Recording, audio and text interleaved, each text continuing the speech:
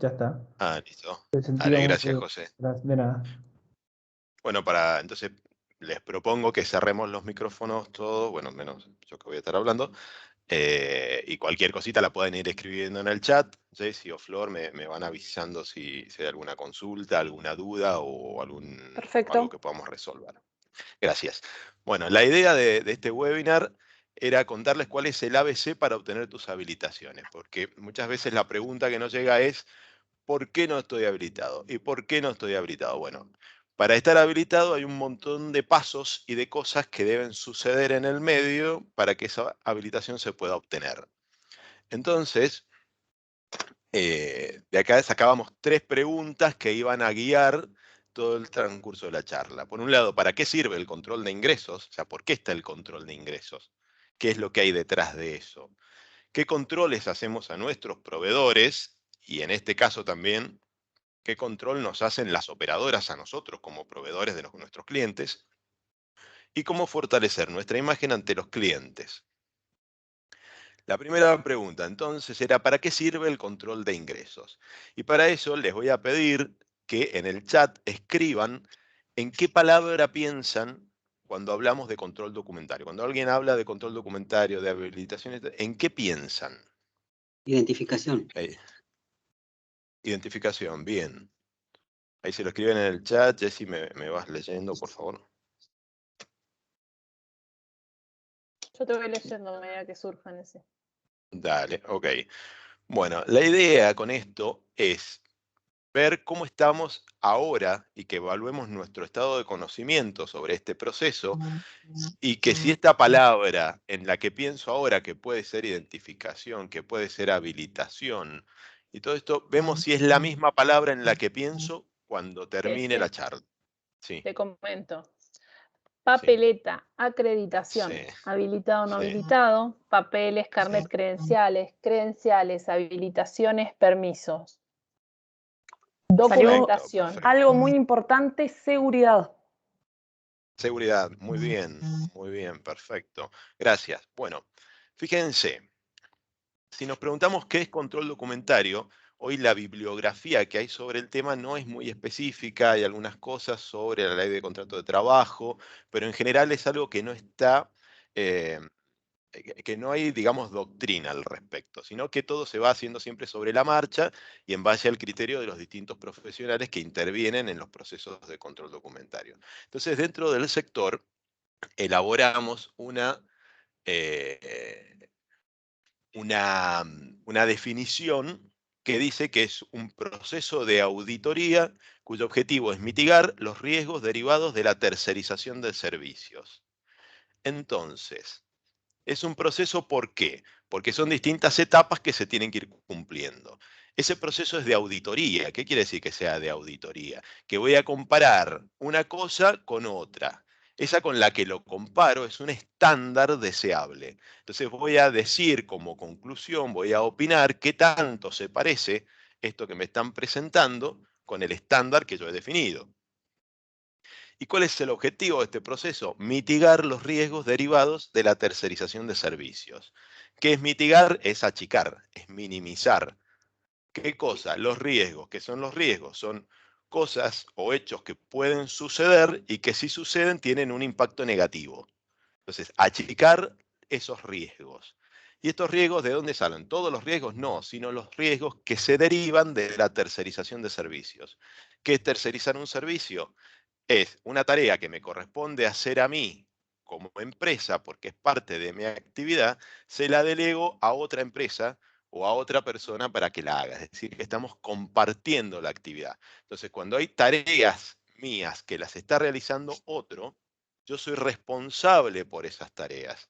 Y esa tercerización de servicios encarna un riesgo y ese riesgo es el que tomamos en control documentario dentro de nuestro proceso.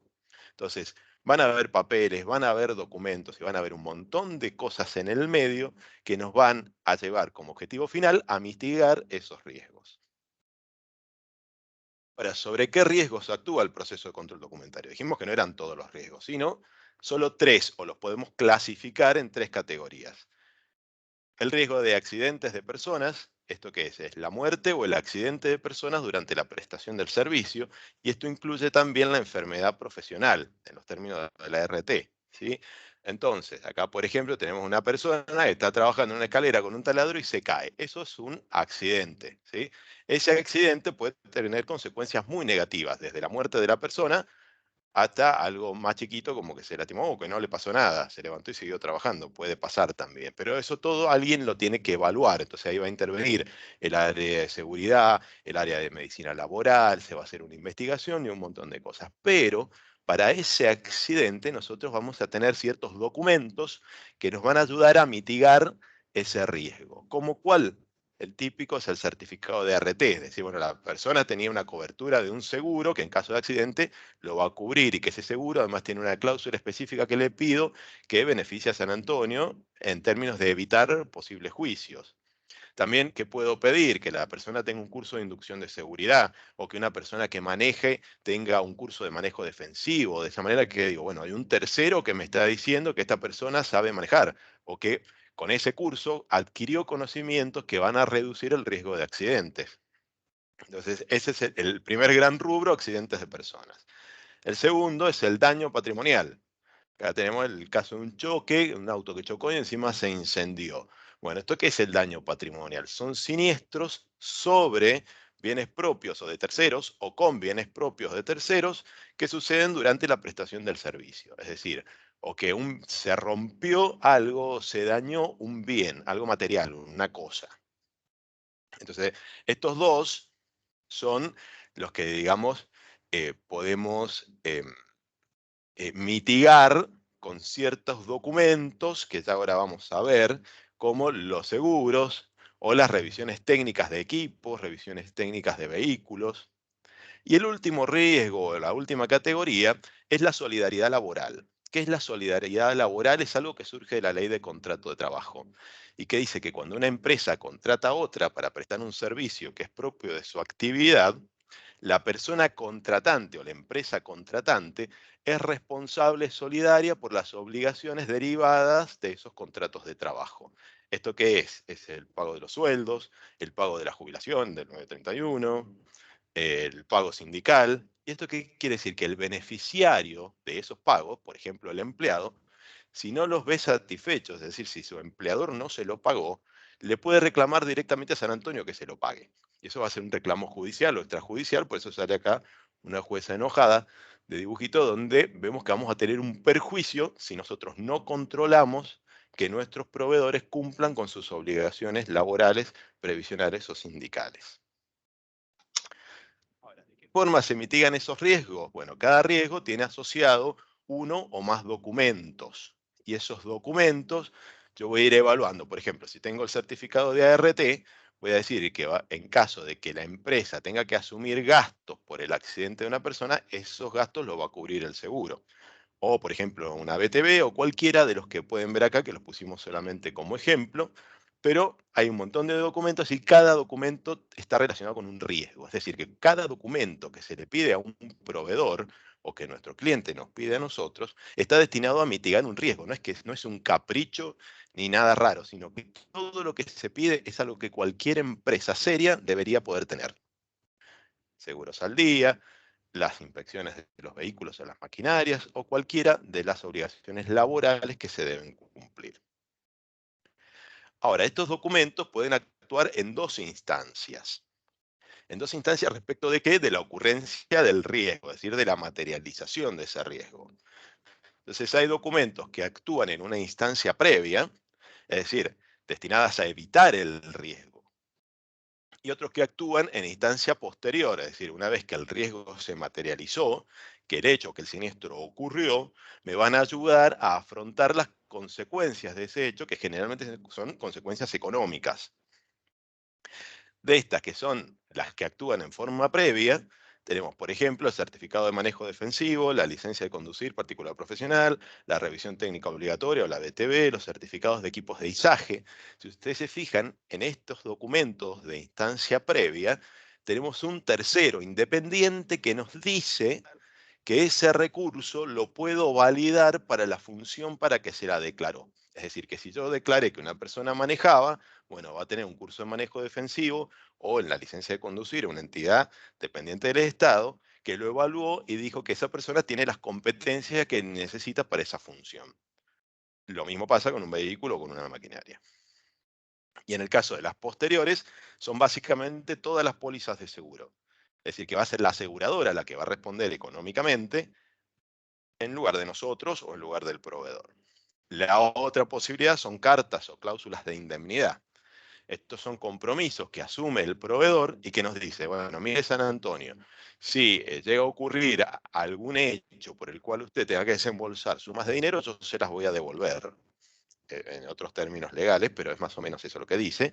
Y la otra posibilidad es ofrecer garantías. Es decir, bueno, yo esto lo voy a hacer sin tener accidentes, sin tener siniestros ni nada, y si llego a tener uno de esos, usted me puede ejecutar un camión o lo que sea. También se pueden ofrecer garantías. No es lo habitual, pero puede suceder. Entonces, si lo vemos en términos del dibujito este, a ver si le pongo el otro. Vemos que acá está la materialización del riesgo y van a haber documentos que me van a ayudar a prevenir el riesgo y documentos que me van a ayudar a afrontar las consecuencias de ese riesgo. ¿Sí? Entonces nada es casual lo que se pide, sino que todo está vinculado o relacionado con un riesgo. Ahora, entonces, ¿para qué sirve el control de ingresos? Sirve para mitigar ciertos riesgos derivados de la contratación de proveedores de servicios en dos instancias. Evitar que el riesgo se materialice o reducir los efectos del siniestro o accidente una vez que el riesgo sea materializado. Concluimos la primera pregunta. Entonces ahora, lo que me gustaría es que cuando pensemos en para qué sirve el control de ingresos, lo que se nos venga a la mente sea la palabra riesgos. El control de ingresos sirve para prevenir riesgos. El control documentario sirve para prevenir riesgos. Bien. La segunda pregunta que habíamos hecho era esta. ¿Qué controles hacemos a nuestros proveedores? Nosotros dentro de nuestros procedimientos tenemos muchas clasificaciones de proveedores, pero la que vamos a usar ahora es esta que está acá, y es definirlo en dos grandes familias de proveedores. San Antonio, ahora cuando hablo de San Antonio o de SAI, hablo tanto de San Antonio Internacional como de OFS o Servicios Especiales San Antonio. Bueno, nuestras compañías tienen dos tipos de proveedores de productos o proveedores de servicios. Como en la definición habíamos hablado de los riesgos derivados de la tercerización de servicios, todos los proveedores de productos son proveedores no controlados por control documentario. Esos quedan por su objeto excluidos de nuestros procedimientos. En el caso de los proveedores de servicios, van a haber algunos que los voy a controlar y otros que no. Y a su vez, los que voy a controlar los voy a dividir en dos. Unos que van a tener control pleno, que es el control más exhaustivo, el que más documentos pide, y otros que se llaman de ingreso provisorio, que es un control mínimo. Entonces podríamos establecer, como si acá hubiera, una escala de control, del de más control al de nada de control. Perdón. El de más control al de nada de control. ¿En función de qué? A los riesgos. Entonces, cuando no controlo nada es porque el riesgo prácticamente no existe. Cuando controlo mucho es porque el riesgo es grande. Además, tenerlo en cuenta de que esto está, está dentro del procedimiento interno de San Antonio. No es una loca idea de alguno de control documentario, sino que esto está dentro del sistema del SGI. Exactamente. Y por ende sufre auditorías. Exactamente. Vamos a tener auditorías de que este proceso se vaya cumpliendo. ¿Dónde encontramos dentro del SGI las cuestiones de control documentario? Van a estar en la parte de administración y finanzas, que es la 4. Dentro de eso, el control documentario es el 5. Por eso todos nuestros documentos empiezan como 0405. Bien, ¿qué dice el procedimiento? El procedimiento tiene este gráfico, está todo explicado, pero tiene este gráfico donde aparecen preguntas. El procedimiento me va a hacer todas estas preguntas que están acá arriba, que no las vamos a ver, las puede consultar en el procedimiento, Pero estas preguntas de acá arriba están orientadas al objeto que realiza el proveedor, o sea, qué actividad realiza el proveedor. Y en función de su actividad, la va a clasificar como control pleno. Ahí están los que hacen transporte de personal, DTM, cargas peligrosas, fletes o algunos servicios críticos como inspecciones, como arenados, como calibración instrumental, el servicio de vigilancia, todos esos por su objeto están en control pleno. Y para el resto de los proveedores que no están definidos como control pleno por su actividad, tenemos que ver cuántas veces ingresa a nuestra base. Si el proveedor ingresa más de 30 días alternados en el año o más de 7 corridos, le corresponde control pleno. Si ingresa menos de 7 días corridos o menos de 30 días alternados, le corresponde ingreso provisorio. Y a los proveedores que no están incluidos en ninguna de esas categorías de arriba y tampoco ingresa a la base, directamente no le aplica control, porque en términos de control documentario no tienen riesgo. Perdón.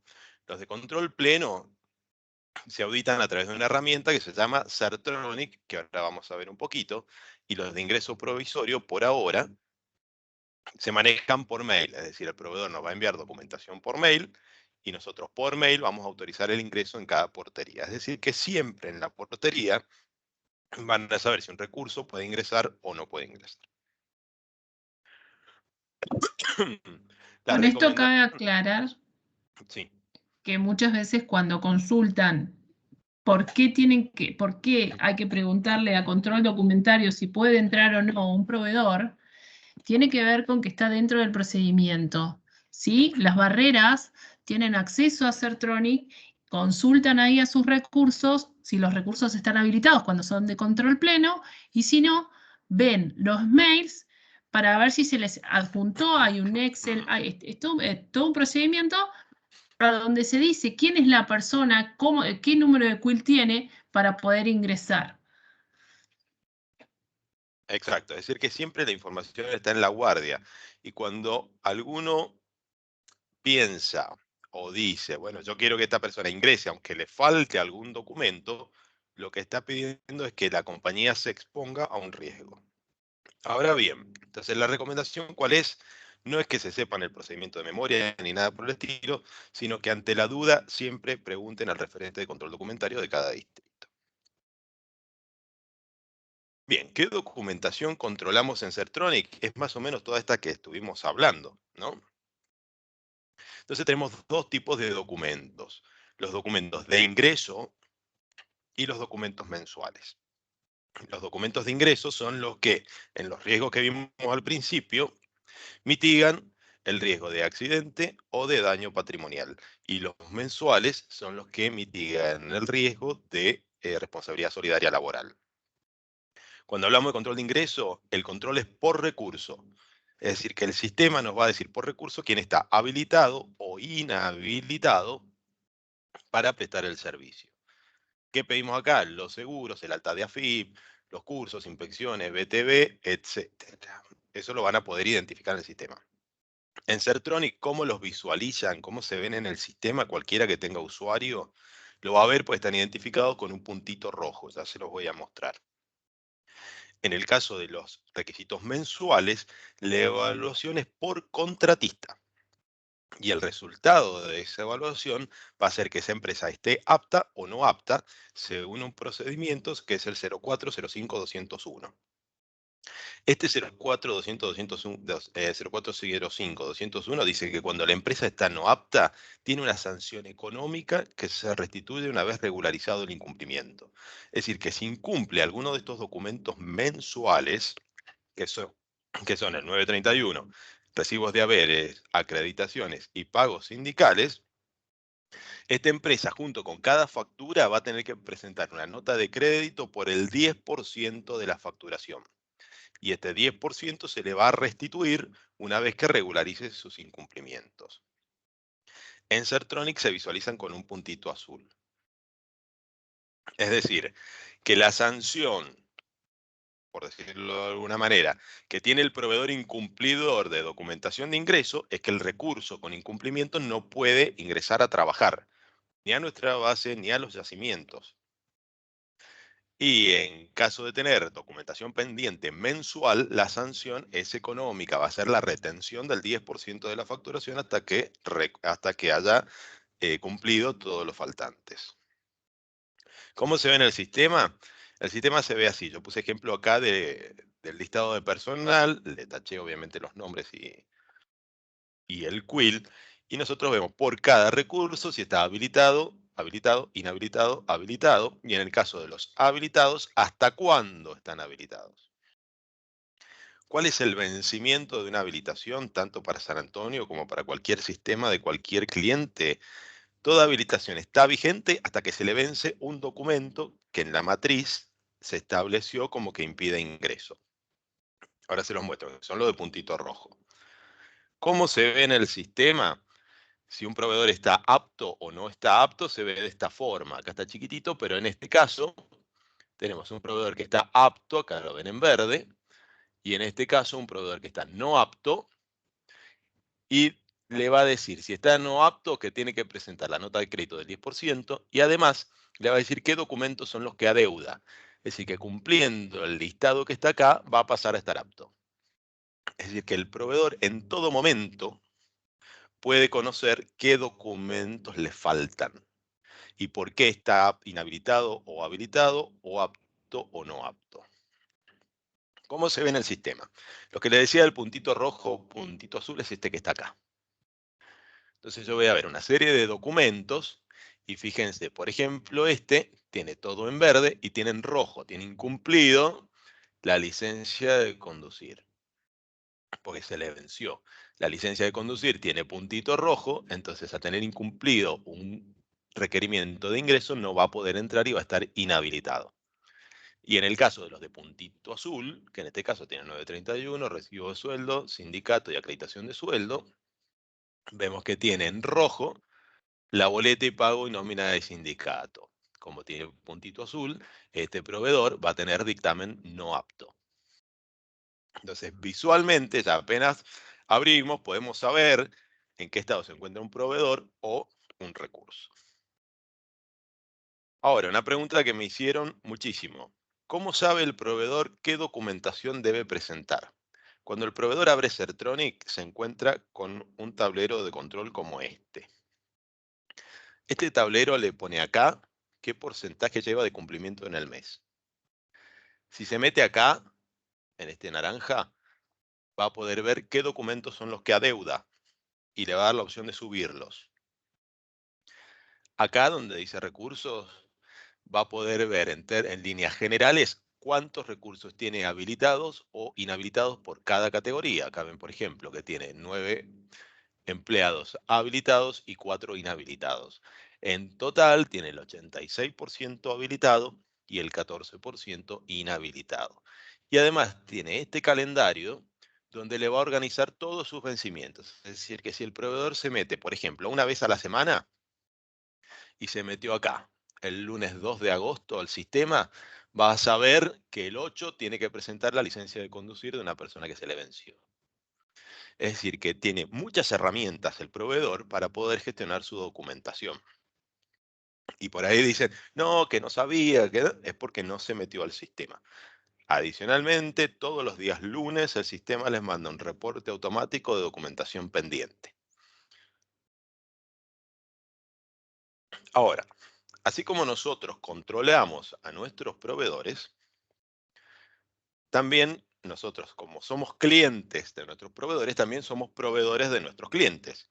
Y los clientes nos controlan a nosotros y también a nuestros proveedores. Entonces, las operadoras se enfrentan a los mismos riesgos que describimos antes y utilizan similares criterios para mitigarlos. Como pueden ver acá, nosotros tenemos en el círculo rojo todos los recursos de proveedores, personas y vehículos. Esto rojo representa para San Antonio el riesgo de tercerización. Es decir, que este rojo es el riesgo para San Antonio. Ahora, la operadora que está en el círculo verde, ¿cuál es el riesgo para la operadora? Y va a ser el riesgo de los recursos de proveedores más el riesgo de los recursos de San Antonio. Si lo vemos como una sumatoria, sería algo así. Riesgo de recursos de proveedores más el riesgo de recursos de SAI es el riesgo para la operadora. Entonces, ¿qué hace la operadora? Y hace lo mismo que nosotros. ¿Sí? Va a hacer procesos de auditoría. Entonces, ¿en qué posición se encuentra San Antonio entre esos procesos de auditoría? Bueno, San Antonio está en el medio entre nuestros clientes y nuestros proveedores. San Antonio es proveedor y cliente a la vez, que es lo que les decía recién. Y la auditoría de SAI es el primer filtro. ¿Con esto qué quiero decir? Que la operadora y su yacimiento es como la casa del vecino. Yo no le puedo meter al vecino cualquier invitado. Si yo llevo un invitado a la casa de mi vecino, va a ser alguien que no se va a mandar una macana, alguien serio. No puedo llevar a cualquiera. O a la casa de los padres, es lo mismo acá. Entonces, vemos, por ejemplo, entonces tenemos SAI en el medio, los proveedores de un lado y la operadora Jefe, del otro. Sí, sumo algo más, que es muy sí. importante que nuestros proveedores tienen que estar habilitados en Sertronic previamente para prestar servicio, como dijiste antes, ¿sí?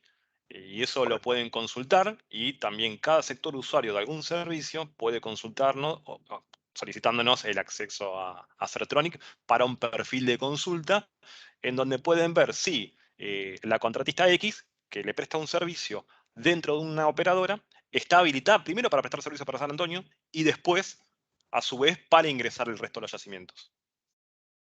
Exacto, gracias Pablito. Entonces, como dice Pablo, van a haber varios procesos de auditoría. Entonces, fíjense, acá, la operadora hace una auditoría sobre San Antonio, pues San Antonio es proveedor. Y a la vez San Antonio hace un proceso de auditoría sobre proveedores, porque San Antonio es cliente de estos proveedores. Y a la vez la operadora también va a auditar a los proveedores. Con lo cual, podemos ver que todos los proveedores deben estar habilitados por SAI primero, que es lo que decía Pablo. Primero tiene que estar habilitado en Sertronic. Si no está habilitado en Sertronic, no puede prestar servicio a San Antonio, por lo tanto tampoco lo debería poder habilitar en la operadora. Todos los recursos de San Antonio, como los de proveedores, deben estar habilitados por la operadora. Es decir, que la operadora va a auditar a todos los recursos. Yo no puedo ir a decirle a la operadora, no, mire, yo ya lo audité en Sertronic. Sino que la operadora, como tiene los mismos riesgos, también los va a querer auditar por su cuenta. Y además, estos procesos de auditoría son indelegables. Es decir, que todos los proveedores van a recibir la auditoría de San Antonio más la auditoría de todas las operadoras a que estén afectados. Entonces, por ejemplo, un proveedor está afectado a Pan American, a Shell y a Chevron, va a recibir 3 auditorías de clientes más la auditoría de San Antonio, 4 auditorías en total. Se organiza la información y documentación para presentar a nuestros clientes. Ahora estamos nosotros en la posición de proveedores del cliente, ahora somos nosotros los proveedores. Entonces la compañía cuenta con un sistema para organizar y almacenar información y documentación. Este sistema se llama controldocumentario.com y tiene 2 perfiles de acceso. Uno es el perfil clientes, que es en el que entramos todos los miembros del equipo de control documentario y nos permite auditar, recibir y descargar documentos.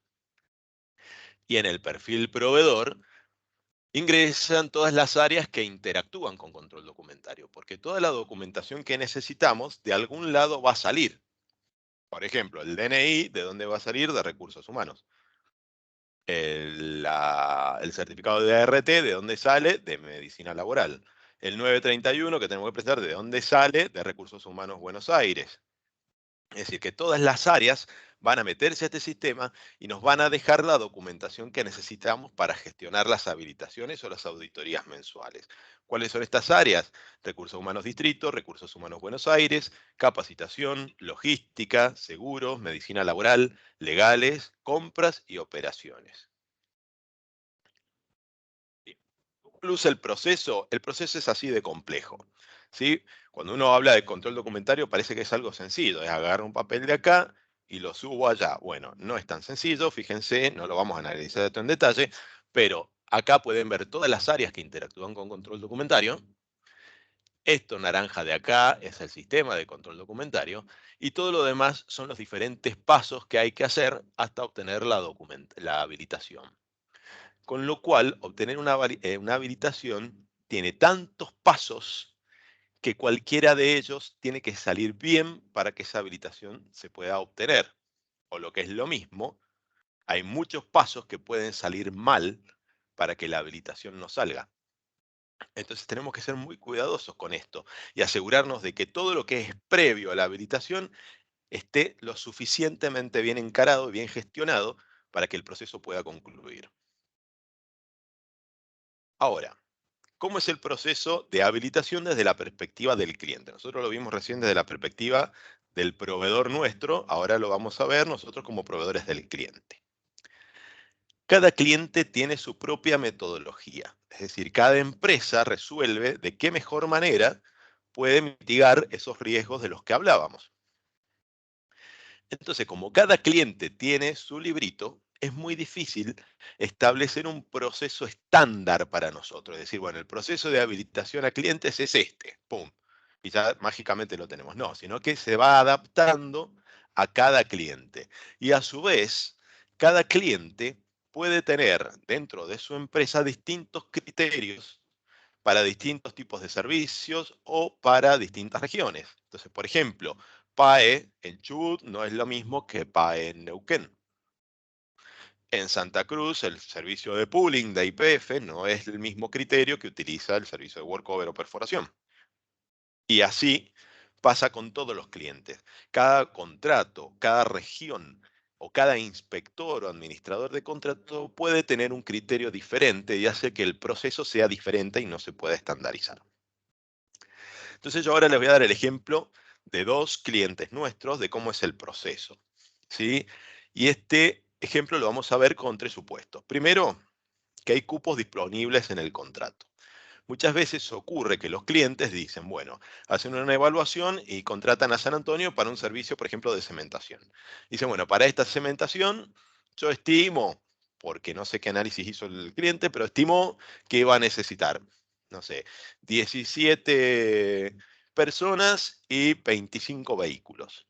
Y ese es el cupo en el cual yo me tengo que arreglar todos los recursos que necesito para entrar en ese cupo de gente y de vehículos. Para este ejemplo vamos a suponer que no tenemos problema de cupo, ¿sí? No hay gestiones adicionales de cupo. El segundo supuesto es que la documentación del recurso está completa en control documentario. Es decir, por ejemplo, me pidieron afectar a una persona y toda la documentación que necesito de esa persona la tenemos disponible en el sistema. No me falta nada. No le falta el dato médico, no le falta el well control, no le falta nada. Está todo completo. Y por último, que el recurso no tiene inhibiciones en el cliente. Muchas veces tenemos que la documentación está completa, que los cupos están bien, pero algunos recursos pueden tener una inhibición en el cliente. Por ejemplo, que nos pidan ciertos años de experiencia en el puesto. Eso es una inhibición del cliente. Y por más que tenga todo lo seguro y tenga todo, no lo va a poder cumplir. Para los vehículos también nos puede pasar. Por ejemplo, tengo todo, tengo la BTV, tengo el seguro, tengo el título, la cédula verde, tengo todo, pero está excedido en años. Entonces, a pesar de tener todos los documentos, yo lo voy a ver en verde en control documentario, pero no lo voy a poder afectar porque se excedió del tope de años. Bueno, asumiendo que todo esto está bien, el proceso de afectación y habilitación en IPF es como luce aquí.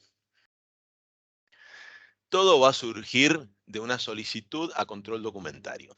Esto es muy importante porque todas, absolutamente todas las habilitaciones se van a hacer porque alguien las pidió, porque alguien tuvo la necesidad de que ese recurso esté avalado, ¿sí? Nadie está habilitado de oficio. Siempre es a pedido de alguien. Entonces, lo primero que voy a tener es la solicitud a control documentario. Entonces ahí el referente de control documentario que esté con este cliente se va a contactar con el inspector de contrato y le va a decir, mira, necesito afectar a tal persona al contrato, y el inspector me va a decir, bueno, si querés afectar a este, bajame a aquel otro, o bueno, a un momento de plantilla te lo apruebo. Bueno, se hace una serie de acuerdos que son de palabra y luego de eso dice, ok, hace la solicitud de afectación en el sistema. El sistema es SRC, el sistema de recursos contratados. Vamos por este paso. Hasta acá, todo es una gestión que inicia San Antonio. Y una vez que yo cargué la solicitud en el sistema, empieza la gestión del cliente. Entonces acá voy a tener primera aprobación, es el inspector, que es con el que yo hablé. Ese generalmente lo aprueba rápido, porque es con el que yo acordé. Entonces me dijo, bueno, afecta a Pepito, entonces yo le voy a tomar, le digo, mira, ya tenés afectado a Pepito, listo, te lo apruebo. Ok. Una vez que lo aprobó el inspector, pasa al jefe del inspector, que es la instancia de gerencia o instancia de negocio en YPF. Esta instancia generalmente demora, puede demorar 48 horas, puede demorar una semana o puede demorar meses. ¿Por qué? Porque es algo que no controlamos nosotros desde San Antonio, sino que es una decisión de alguien que tiene que apretar un botón dentro de YPF. Una vez que aprobó la gerencia, pasa a aprobación de registro y control de YPF, que es una especie de control documentario que está en YPF. Y la mayoría de las veces, una vez que aprobó registro y control, pasa a otra instancia que se llama aprobación adicional, que generalmente es recursos humanos o relaciones laborales de YPF. Una vez que pasó por estos 4 filtros y todos dieron el ok, recién ahí tengo la afectación aprobada. Es decir, que ahora esa persona que yo quería que estuviera en ese contrato me va a figurar en el contrato. ¿Ya puede ir al yacimiento? No, todavía no. Faltan 2 instancias más. Es recaudar toda la información que necesito y enviarla al estudio auditor. Si el estudio auditor lo aprueba, porque hizo esa comparación que hablábamos al principio de documentos con el estándar que ellos tienen, y dice, ok, esto está perfecto, el riesgo está mitigado, aparece la habilitación. Entonces fíjense todos los pasos que hay en el medio y como les decía recién, todas las cosas que pueden salir mal. Y sobre todo porque la mitad de los pasos no corresponden a gestiones de San Antonio, sino que son gestiones del cliente. Entonces, si yo necesito una habilitación de un día para el otro y posiblemente no la tenga o seguramente no la voy a tener. Más aún cuando la auditoría del estudio, por ejemplo, demora 72 horas. Otro ejemplo que les voy a mostrar es el de Pan American. Pan American, igual que el otro, inicia con una solicitud a control documentario. Alguien dice, che, yo necesito que esta persona o este vehículo esté afectado al servicio de San Antonio en Pan American. Ok. Entonces va el referente de control documentario y le hace la solicitud de afectación al administrador de contrato de Pan American. El administrador de contrato de Pan American la aprueba. Con eso se inicia una instancia de precarga en el sistema, se cargan datos. PAE tiene que aprobar esa precarga. Una vez que PAE aprobó esa precarga, me aparece la tarea para poder cargar. Entonces yo acá voy a cargar la documentación y la información restante de ese recurso. Y lo que tiene Pan American es que no tiene instancias separadas de aprobación y de revisión, sino que va todo junto. Yo acá tengo que cargar el recurso e ir subiendo la documentación. Es decir, que para poder iniciar el proceso yo tengo que contar con toda la documentación siempre desde el principio. No lo puedo subsanar después. Una vez que terminé de cargar todo, pasa esto a la aprobación de relaciones laborales de PAE, auditoría, audita algunos documentos que cargué, y los otros documentos los va a auditar después control documentario de PAE. Cuando concluyo todo esto, que tiene sus 72 horas acá, 72 horas acá, aparece la habilitación. ¿Qué podemos observar en todos estos procesos? Lo que podemos observar es que para iniciar la gestión debemos contar previamente con la documentación completa de cada recurso, cargada en control documentario.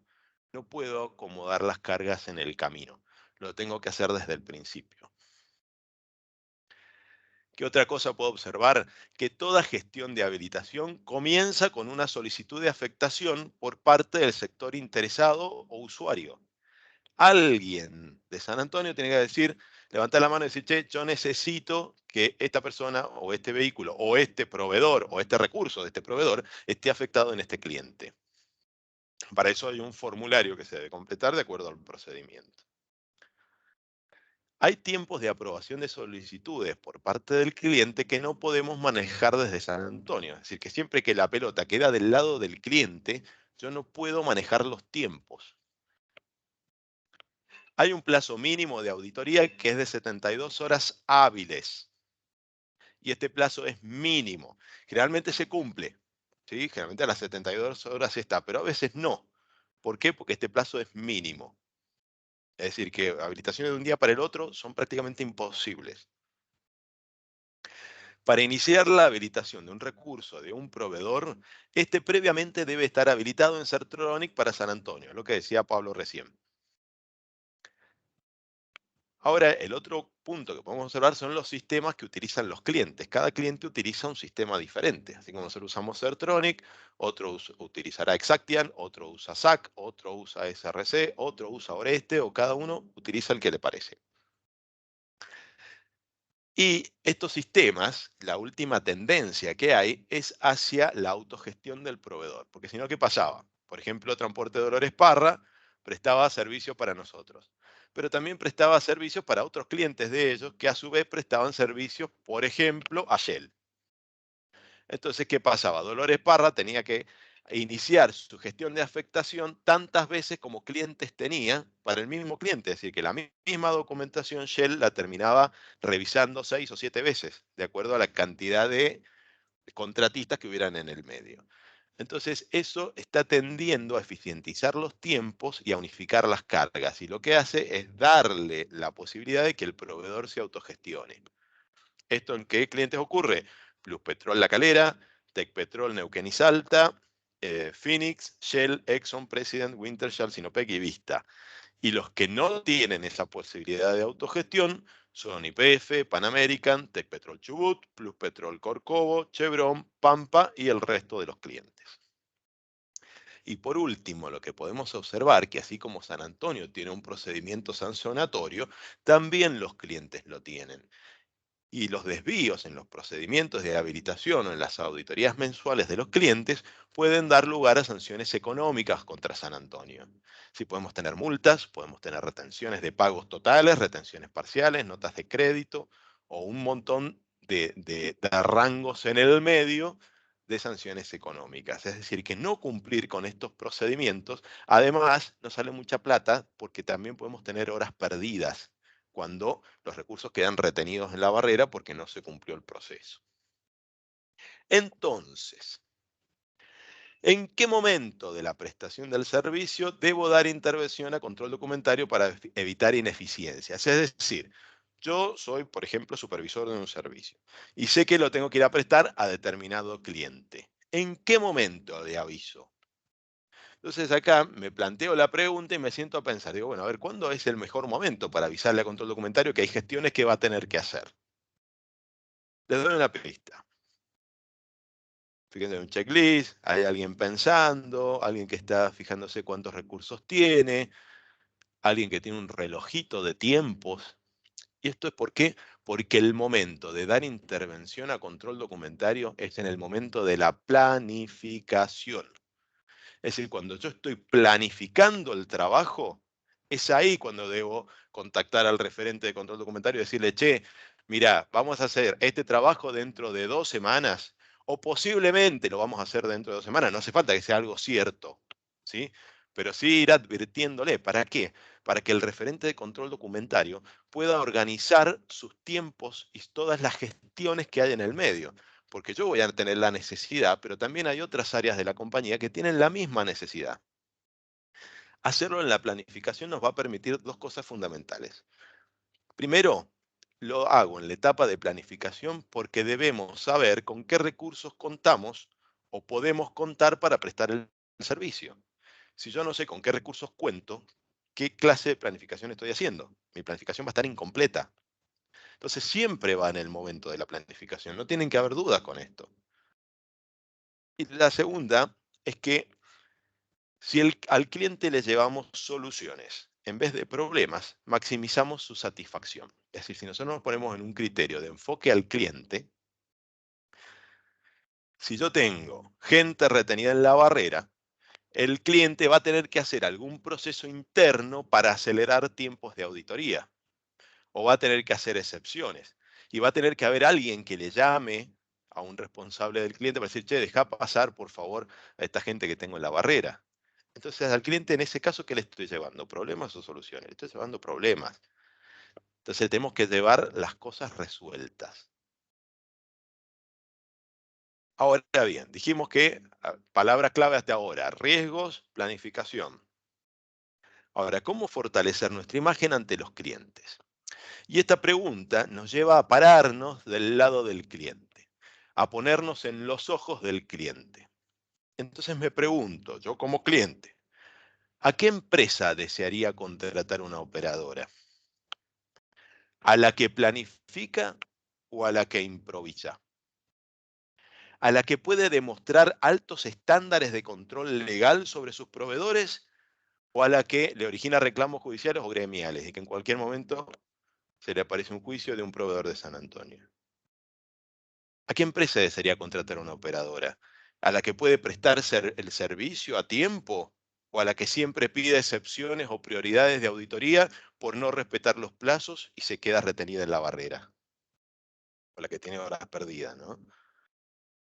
¿A la que sus distintas áreas trabajan en equipo o a la que no puede organizarse? Fíjense con esta última pregunta, qué interesante que es este gráfico que encontramos, como cada uno de estas personas une y da la parte que le corresponde para que el proceso fluya con éxito desde que inicia hasta que termina. Están trabajando en equipo y eso es lo que tenemos que hacer todos. Y como reflexión final, me gustaría que repasáramos un poquito la política de excelencia empresarial, que es esta que está acá, pero yo remarqué algunos párrafos. Decíamos, y empieza la política. Dice, en San Antonio estamos comprometidos con los más altos estándares de excelencia empresarial, buscando constantemente generar valor para nuestros clientes, empleados, contratistas, accionistas y la comunidad en general. Perdón.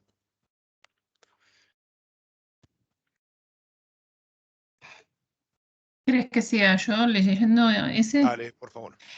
Enfocar toda nuestra atención y nuestros esfuerzos a servicios de nuestros clientes, generando valor, anticipando sus necesidades y excediendo sus expectativas.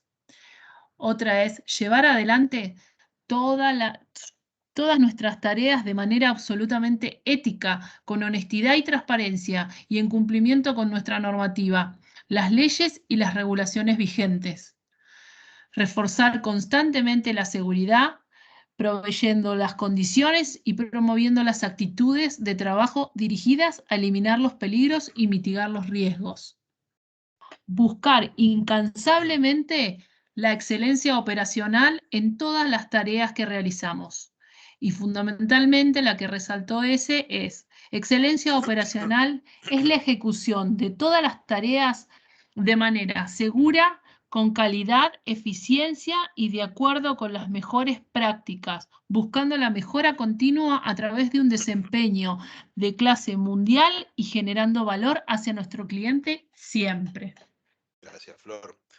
Entonces lo que vemos es que los procesos de control documentario son transversales a la compañía y su cumplimiento requiere del trabajo conjunto de todos los sectores involucrados. Entonces fíjense en estos párrafos resaltados, como siempre hay un proceso de control documentario que contribuye a que ese párrafo se cumpla.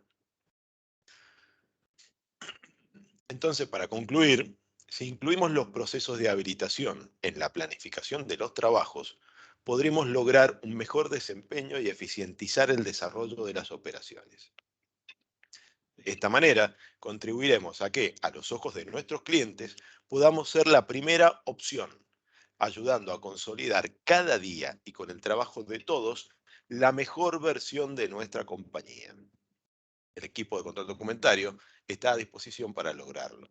Así que bueno, con esto concluyo. Si hay preguntas, les pido por favor las compartan y les agradezco el tiempo y el interés en esto que se ha vuelto algo cada vez más crítico en las operaciones de nuestra compañía. Muchas gracias. Permiso, excelente la presentación.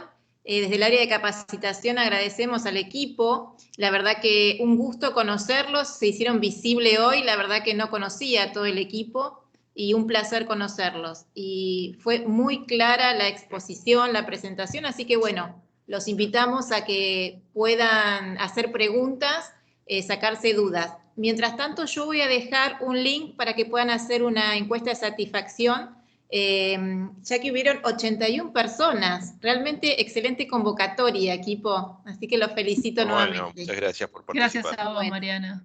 Gracias. Bueno, si alguien quiere hacer alguna consulta, algún comentario, por favor, tenemos todavía unos minutitos.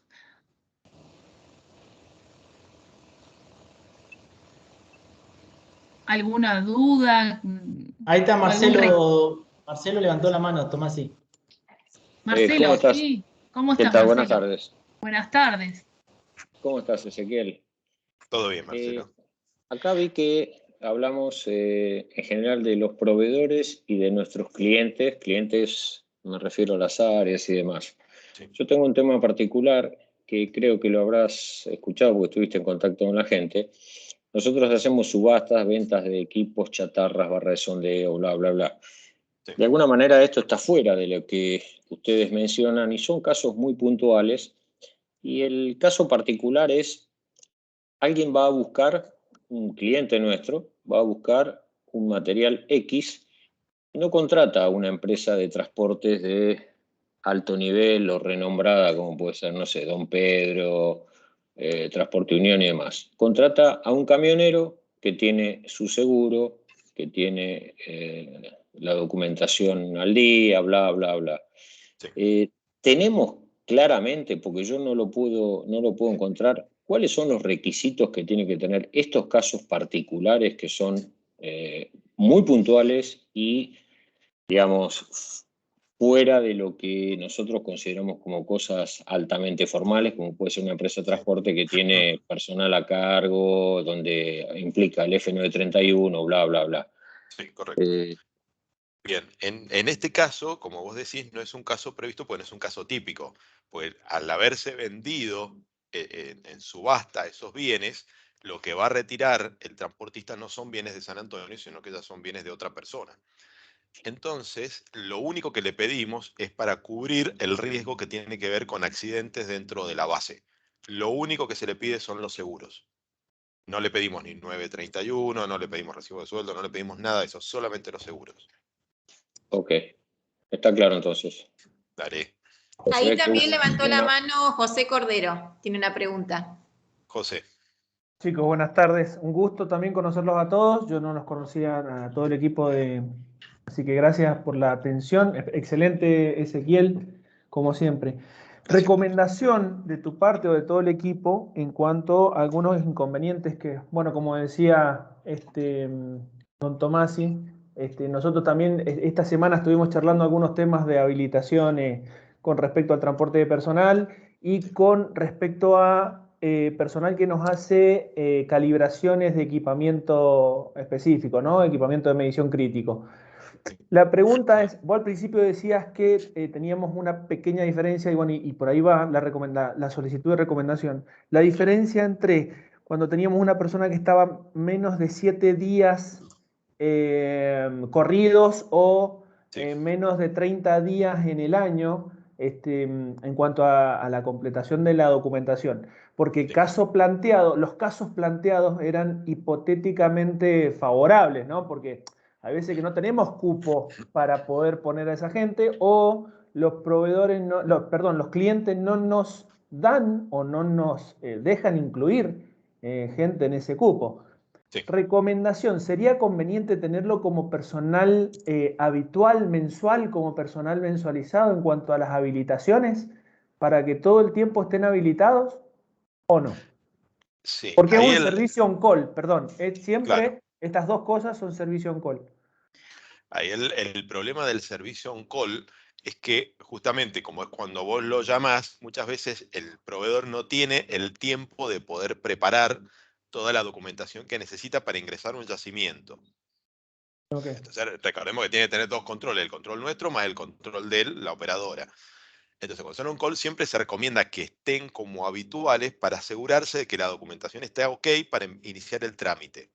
Si no, ¿qué pasa? Nos encontramos con la documentación cuando tenemos que iniciarlo y hay observaciones que hay que corregir. Entonces el proveedor se lo va a tener que pedir a su aseguradora para que haga las correcciones necesarias en las cláusulas de su póliza, o le esté faltando algún curso, o alguna cuestión que no la pueda resolver tan rápido. Entonces, para los proveedores on-call siempre es recomendable que estén como proveedores controlados en forma permanente para evitar esta situación. Entonces, vos ya tenés la documentación preauditada. Entonces, vos sabés que si iniciás el trámite, lo vas a terminar bien.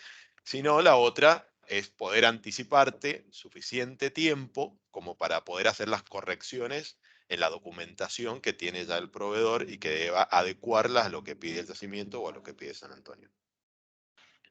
Excelente, gracias. Bien. Quedan 2 preguntas. José Luis García levantó la mano también y Arnaldo Gómez.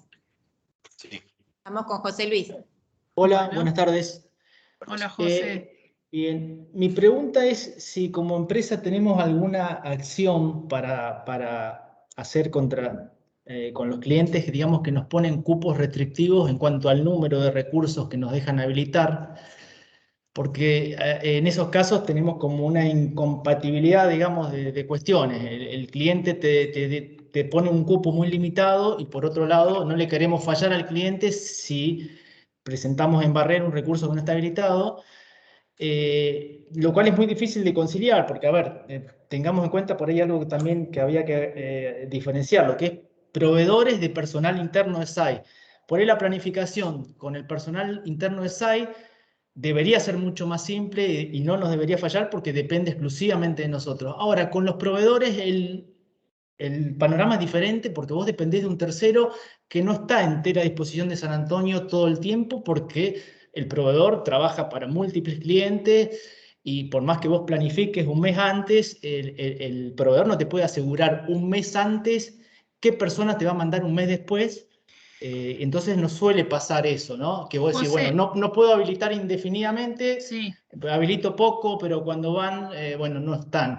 Y después lo otro que está relacionado, me pasa muy seguido con el transporte personal, ¿no? Que por ejemplo, no sé, un proveedor recontra habitual de acá en la zona como Turismo Patagonia, que está siempre habilitado en un lugar, se le cayó una BTV, por decir, automáticamente quedó inhabilitado, ¿no? Esto pasó un sábado. Entonces el tipo quedó inhabilitado, no lo dejan pasar el sábado y la auditoría del cliente son 72 horas hábiles. O sea que hasta el miércoles o jueves de la semana siguiente ese recurso va a estar inhabilitado y nos estamos intercambiando 45 millones de correos y quejas hasta el jueves, cuando en esas situaciones prácticamente no hay nada para hacer, digamos, en el medio porque, digamos, la macana ya estaba hecha. Creo que nos pasa lo mismo con las cosas de San Antonio cuando se nos vencen esos días 30 los seguros. Sí. Bueno, entonces la pregunta es si para esas situaciones muy particulares que las venimos viendo hace años, hay algo pensado como para que, si bien con el cliente, digamos, tiene toda la razón, digamos, presentarle como proveedor grande, decirle, a ver, podemos trabajar en conjunto con este tipo de situaciones puntuales. Perdón que fue media larga la pregunta, pero... Te respondo yo respecto de lo que tiene que ver con los cupos, que hoy por hoy el cliente que está haciendo más hincapié, que siempre hizo hincapié respecto de los cupos, fue YPF. YPF alega de que si tiene una nómina demasiado amplia en cada uno de sus contratos y cada contrato además tiene un presupuesto asignado mensualmente, no quiere tener demasiados recursos. Esto lo hemos trabajado desde hace años, que lo venimos trabajando con el sector de comercial, porque es el reclamo o la gestión correcta la debe hacer primero comercial. Nosotros desde nuestro lugar lo que hacemos es insistir con la inspección, tratar de persuadirla, explicarle, porque además todas las explicaciones que les damos son concretas y reales. No le pedimos relevo porque tenemos ganas de tener gente al cohete, sino que los relevos son por una necesidad operativa. En la época de pandemia necesitábamos los relevos realmente porque la gente se enfermaba y necesitaba estar en su casa haciendo reposo en el mejor de los casos.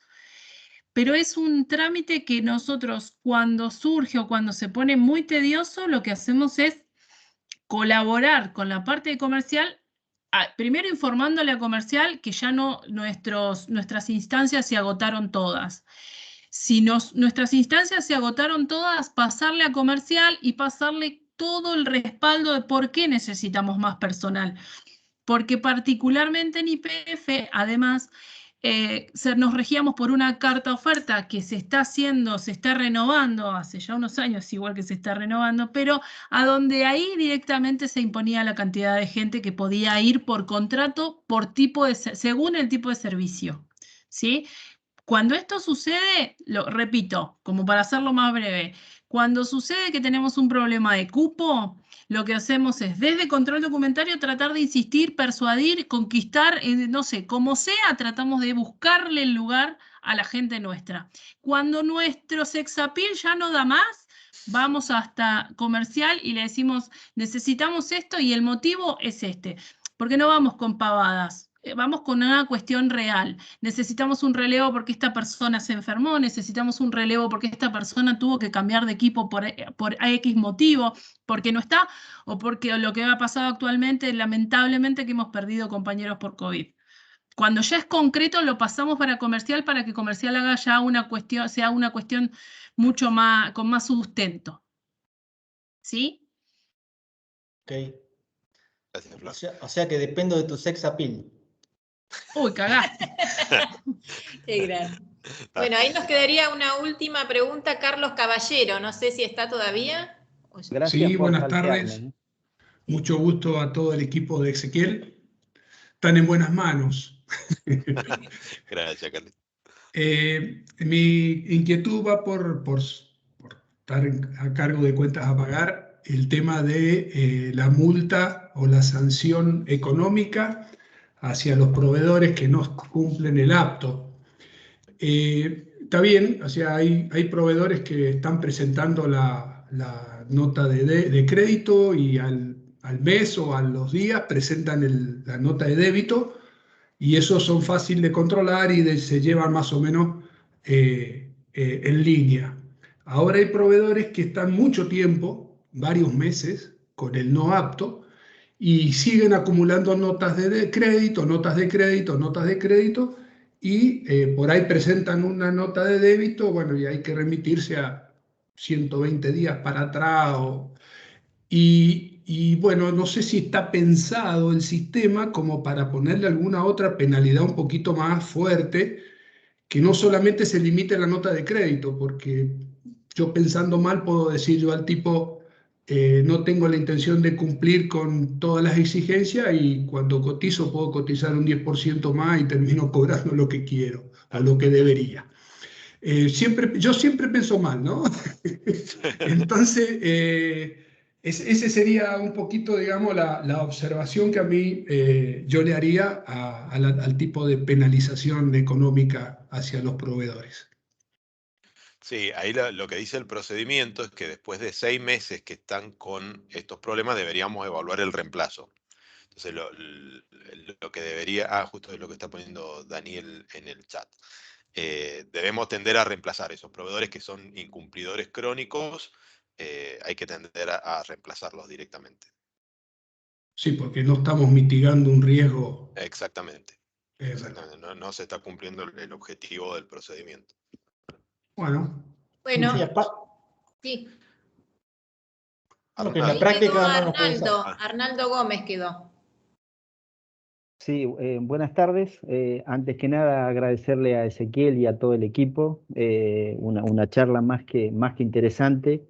No por nada tantos convocados, ¿no? Evidentemente el control documental es algo que a muchos nos pasa, que no lo tenemos del todo claro, y está bueno esto, ¿no? Que todos nos enteremos, entender, como un día le dije a Ezequiel, que control documental es parte de San Antonio, o sea, no es tercerizado de otra empresa, o sea, nos estamos cuidando entre nosotros. La pregunta cortita que yo quería hacer, porque se hace recurrente con muchos proveedores hacia compras, si bien no tenemos la respuesta, pero por eso la vuelco, es si en la página de Sertronics hay algún instructivo para el proveedor de cómo debe hacer para recuperar ese 10%. O sea, cumplió con, no sé, le faltaba, qué sé yo, presentar el 931, cumplió, lo presentó, está todo en orden, pero muchas veces nos preguntan, che, ¿cómo hago ahora? ¿Existe un instructivo, digamos, en la página o los orientamos a que le pregunten directamente a ustedes? Esa es mi consulta. Sí, en el procedimiento, eso está escrito, el procedimiento se les compartió cuando se notificó la puesta en marcha de ese procedimiento, y ahí dice que una vez que vos regularizaste hasta el último periodo, porque es acumulativo, vos regularizaste hasta el último periodo, tenés que presentar una nota de débito por los importes de esas notas de crédito, que es lo que comentaba Carlos recién. Esa es la metodología, y eso lo va a tramitar directamente cuentas a pagar, ya no pasa por control documentario. Una vez que obtuvo el apto, eso pasa a una gestión de cuentas a pagar. Pero la forma es esa: una vez que cumplió con todo lo que le falta, para reversar el efecto de la nota de crédito, tiene que presentar una nota de débito por el mismo monto. Perfecto, muchas gracias. De nada. Bueno, ya no hay más manos levantadas, pero creo que realmente fueron buenas preguntas que sacan dudas o refuerzan algún conocimiento. Así que bueno, nuevamente muchas gracias al equipo. Se nota que hubo preparación de la presentación y que hay mucha experiencia también. Así que bueno, recordamos a los que todavía están, que son 62 personas, que puedan completar la encuesta. Bueno, nos veremos en la próxima webinar, si Dios quiere. Dale, gracias Mariana. Y Un gracias beso grande para todos, que estén bien. Chao, gracias a todos. Muchas gracias a todos. No, gracias. Hasta luego. Gracias. Saludos. Chao. Chao, hasta luego.